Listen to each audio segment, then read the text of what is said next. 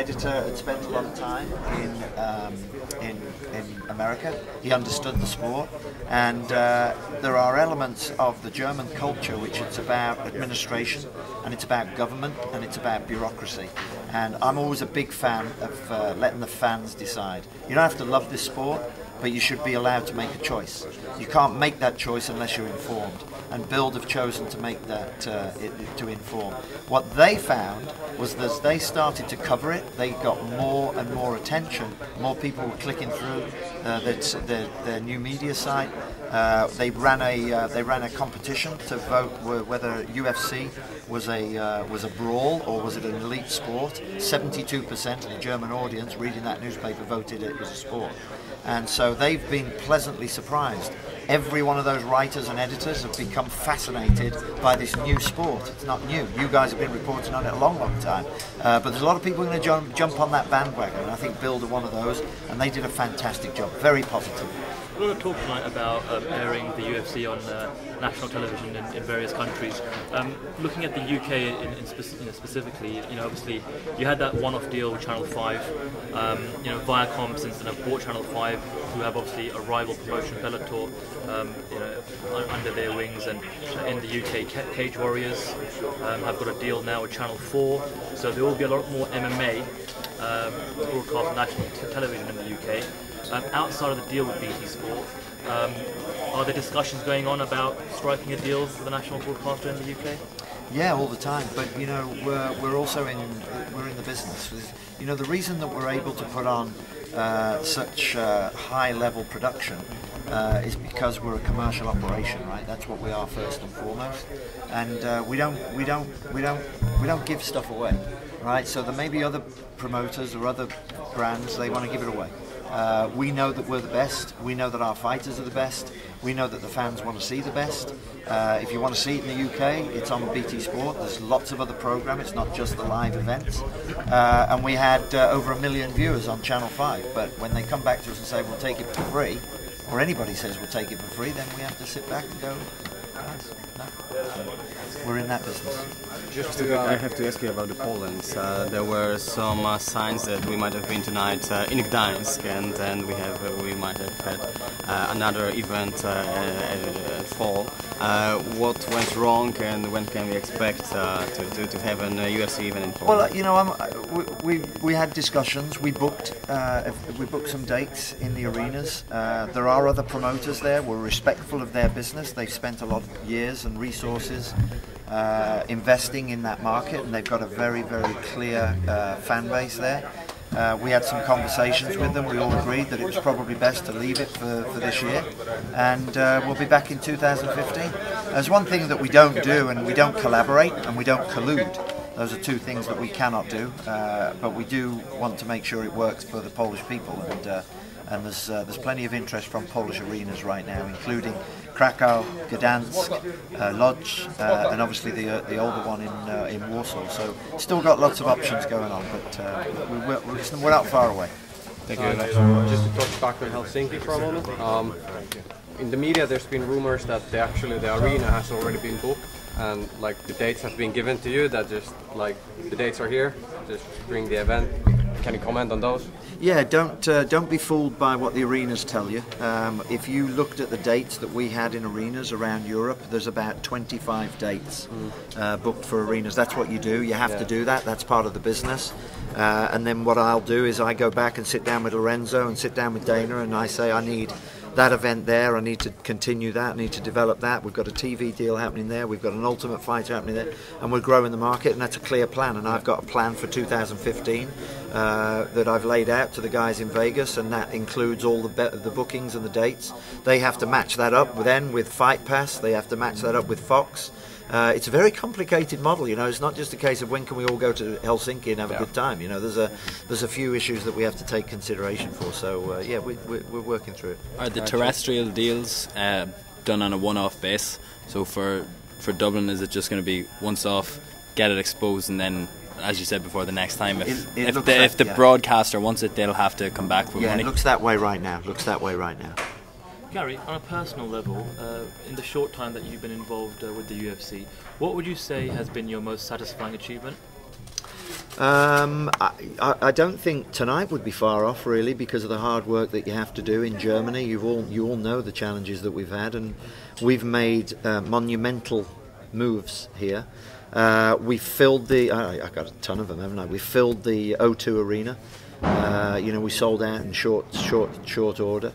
I don't know. There's so many, but I think the highlight of it is every time we do something, we're changing the landscape of sport. That's really powerful, I think, and I think we should look at.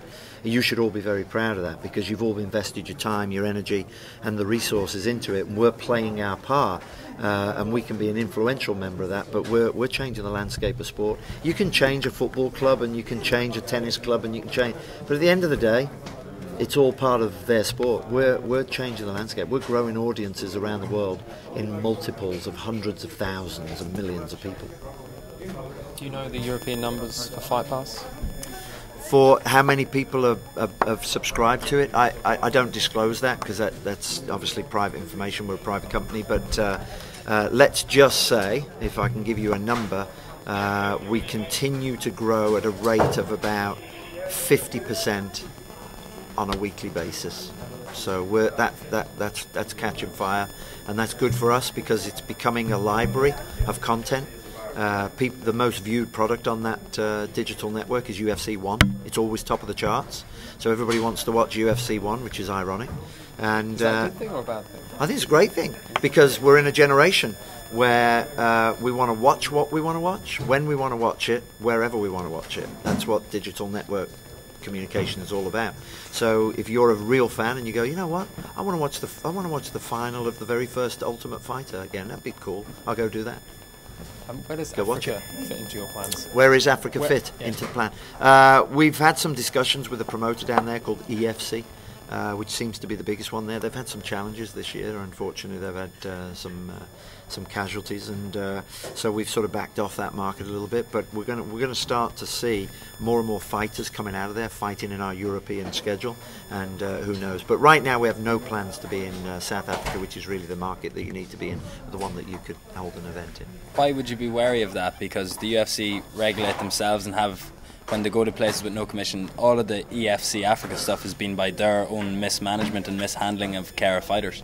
Yeah, no, I think that's a good point, but I think what you also have to be very wary of is there's in creating this education and awareness, there's some people who are a bit who have seen this issue, and it made obviously national news, and it's never UFC versus EFC, it's MMA.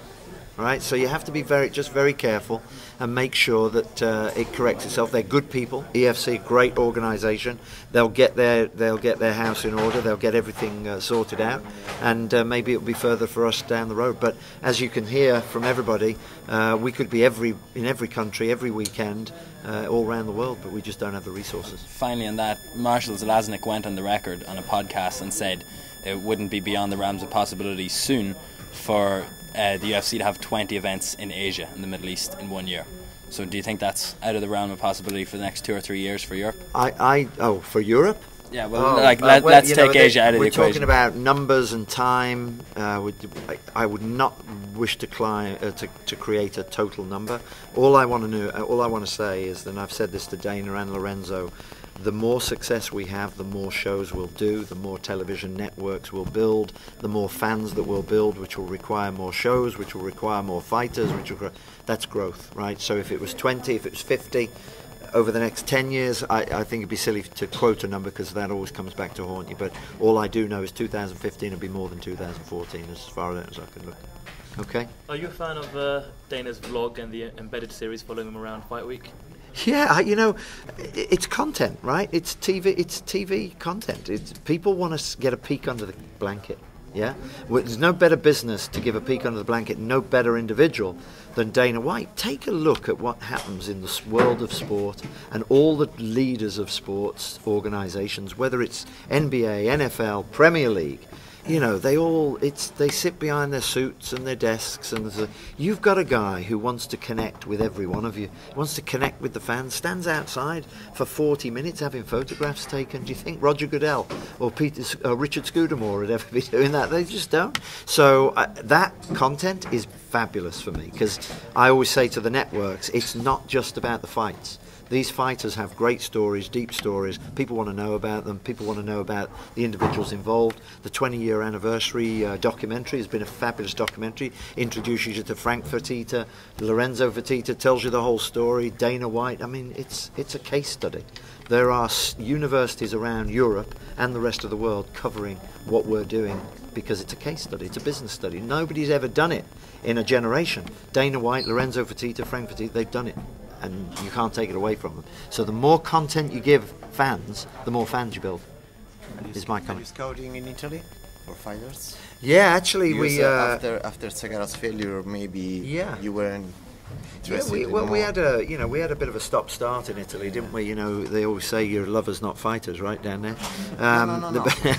I didn't say that. Right, no, I was joking. But we've got some issues with a network that is moving into Italy. They want the content. They want to put it on Italian TV. So, hey, the more the merrier, right? I think UFC Fight Pass would be great as well. Yeah. So all of that to come. Italy, Spain. We have a television Spanish-speaking network, Televisa. They're now in discussions with putting that in Spain. So I don't think the growth. I can't see us stopping the growth right now. So maybe not a UFC event in Italy, but some fighters that are growing up in the undercard, maybe. Well, if you were a visionary, you would never want to say. You wouldn't want to have an event in front of the Colosseum or an event in front of the Acropolis in Athens. And who knows, maybe one day. Thanks, guys.